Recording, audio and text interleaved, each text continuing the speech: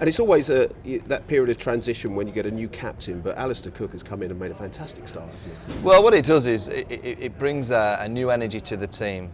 You know, every single player within that team, even if they knew Alistair before he took the captaincy, they have to try and prove to him that they warrant a place in his team.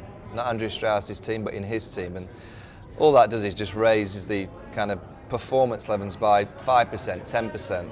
You know, all the young players suddenly start feeling, is it my time? Well, Alistair Cook fancy a little bit of a change, and they get a zest of energy from that. The senior players realise that their time may be coming to an end, so they have to just work that little bit harder. So what you get when a new captain takes over is just a lift in performance levels, and it helps when you as the skipper goes and plays in the manner of which Alistair did just before Christmas, because his performance in India was quite remarkable. You know, you speak to any ex-England captain, to go and do that opening the batting in India, losing the toss on 3 of the occasions, losing the first test match, and then to bounce back the way that he did and then get the team to do exactly the same was quite remarkable. And it's an astonishing turnaround for him, isn't it? It's barely 2 years ago people were questioning whether he even deserved a place in the side. Yeah, I mean, you all go through that as players, that you have a run of bad form, and you know, and rightfully so, people start questioning whether your form's gone, has your mentality gone, techniques all over the place. So I guess that's an understandable equation, that when you don't score runs, people are going to start questioning your place in the side. But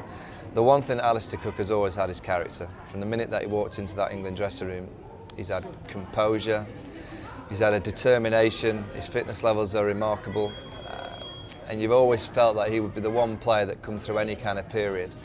And I'll say he's going to break every single English record. You know, he's only 27, 7,000 test match runs, most hundreds already.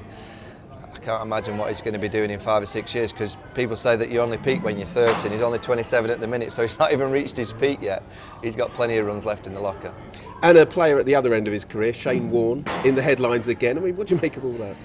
Well, he's entertaining. The one thing you get with Shane Warne is X factor and, I guess, controversy. You get headlines, you get wow factor, you get a little bit of controversy on the pitch, which we saw the other day. Marlon Samuels launching his bat at Warne.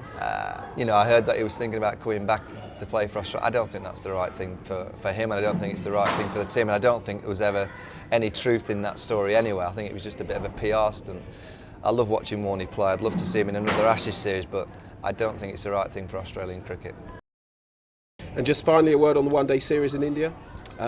Chance to win that as well. Well, they've had a great start. I think the Test series win gave them a massive confidence boost to know that they can play well in that part of the world. And India are going through transition. They're going through a period where the media are questioning them over there. I think people are questioning Dhoni for the first time, which I find remarkable. He's a wonderful captain.